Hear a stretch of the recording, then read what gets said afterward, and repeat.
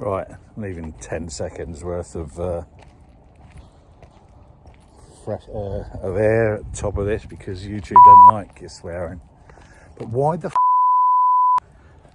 don't tradesmen want to watch a instructional video done by professionals to show you how to do their job? Okay, take two. Probably too many effings in that last video, last take. Right, what is it about tradespeople not willing to take instruction from, let's say, another professional on YouTube? Now, I know Rob and Chris back in the UK, Salvage Rebuilds UK, will look up videos and whatever on stuff that they're not absolutely clear about. Seems reasonable, doesn't it? Look at a video, do they look professional? Is it, or is it some backyard bodger? Well, we'll take this professional looking outfits video and go like that. So why can't the guy doing my radiator, who's told me he did the same car, my XC70, 10 years ago, and it was a bit of a job.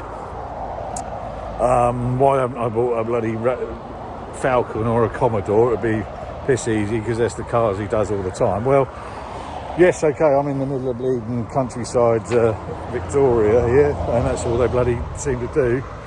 They sort of want you to drive is a Toyota or a Commodore or a Falcon.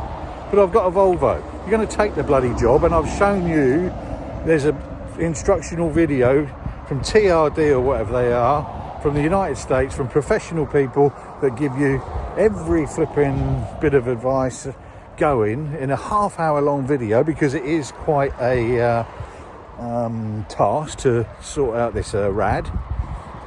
Every bolt, every blooming tool needed, everything, this, that and the other. Why wouldn't you have a look at it?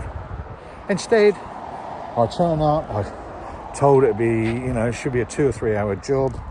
I'll drop the car off at 9 o'clock this morning. I've walked around the town enough times, so I pop back there at 1 o'clock in the afternoon. And his receptionist stroke missus, I expect, pops her head into the shed to garage, ask him and how long it's going to take, and you get terse, it takes as long as it's going to take, and then comes out to tell me, give me one line after the other about how it's been played with and how there's fasteners and clips that shouldn't be there, where people have been under the bonnet before. Yeah, of course there bloody is. Look at the bloody video, spend half an hour watching the video, bill me for it, and bloody know the process. What's what and what's where should go. Stop telling me there's bloody condensers have to come out, there's bloody intercoolers have to come out and all that bullshit, when no, it doesn't. The instructional video doesn't bloody display any of that sort of stuff having to be done. And now you're going to try and, presumably, if it takes you all day, you're going to bill me 8 hours to replace a freaking radiator. Get to watch the bastard video. Unreal. Unfreaking real.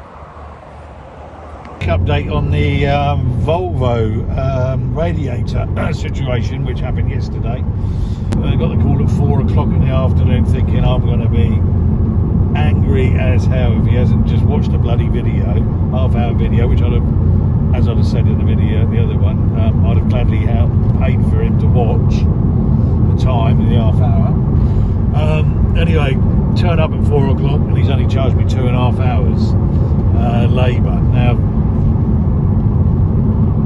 he's had it all day.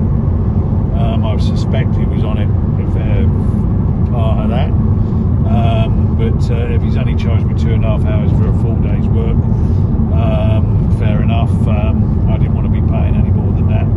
So I think that came in with supply and fitment, filling up the coolant with coolant, $740. So it ain't going to be an expensive Hey, what with week registering this car, paying for a rad on the other one.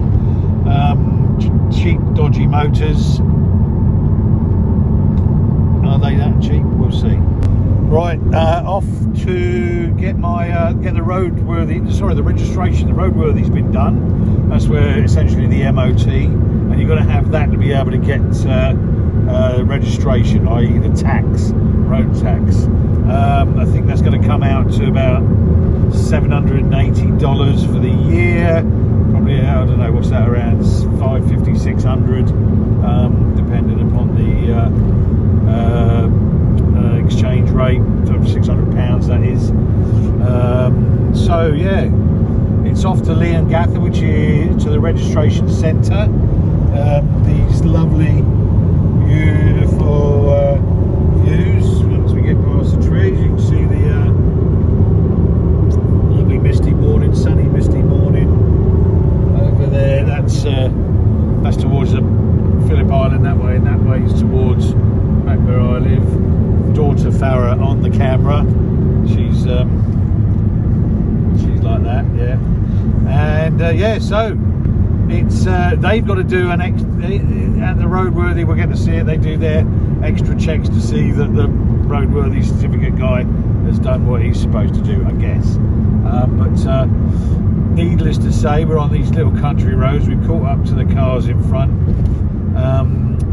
Daughter Farah is quite excited by the manual gearbox. She's had a little spin around in the Volvo or with the auto.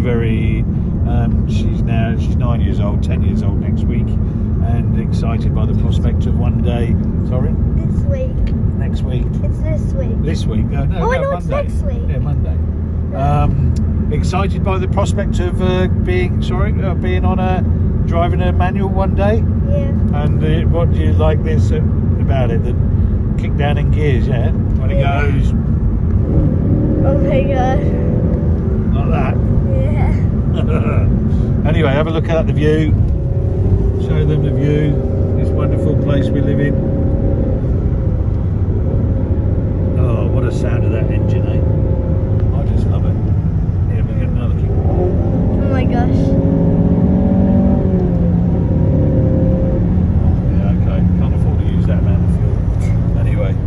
All good. See you soon. Well, look at that. I've got the blues and twos. Yeah.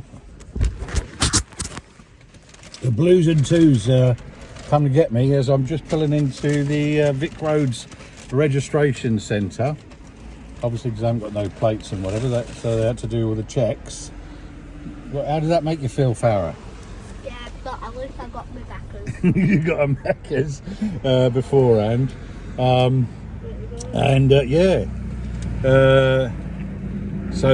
But they gave me a breath test. I had to do a breath test as well, and they said it's a routine for a stop and whatever. There you go. Police doing their job, I suppose. No license. I had to show them the registration, so I had to pay $46 for a permit to drive it here. On top of on top of the what's it called? Registration that I'm going to get today. So that was exciting, wasn't it? No, you didn't like it. Anyway, Farah's off school this morning because she supposedly she did have a cold last night, but she's a Barrett. Our colds only last for 24 hours. She's doing a sleepover at school tonight to look after the younger kids. I've still got a cold. And you've still got a cold, and but she's got a disgusting Macca's to make her feel better. It does. All right. Anyway, over, out. Bye.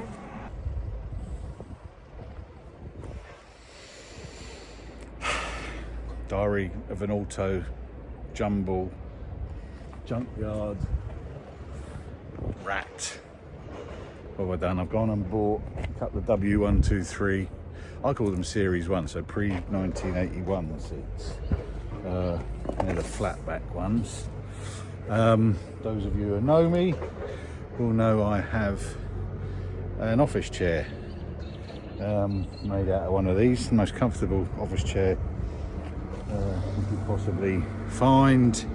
And yeah, I saw these and said to the fella, because I've obviously got one armrest on it, and I've always like, oh, it'd be bloody wonderful if I had two. Said to the fella, how much does he want for that one armrest? He wanted $70, which is good because they can go up to about $450, $600. Some joke was asking for them on eBay, but the chairs are there. Looked in pretty good nick. I'd say the old horsehair in these are probably better than mine. So I asked him how much he wanted for the lot. Said 250, 125 each. I said, what's that include the armrest as well? He said, of course. I said, I'll give you 200. He took it. So there's going to be 2 new office chairs made. I'm not shipping them around the world, but I'll certainly take them somewhere once they're done. I've got to get decent, good office chairs to get the base and the wheels and everything off of, and good mechanism. And yeah, I don't know, I'll take them to a car show, auto jumble at some point. Stick them in the garage until then, and yeah, see where we go. But there we go.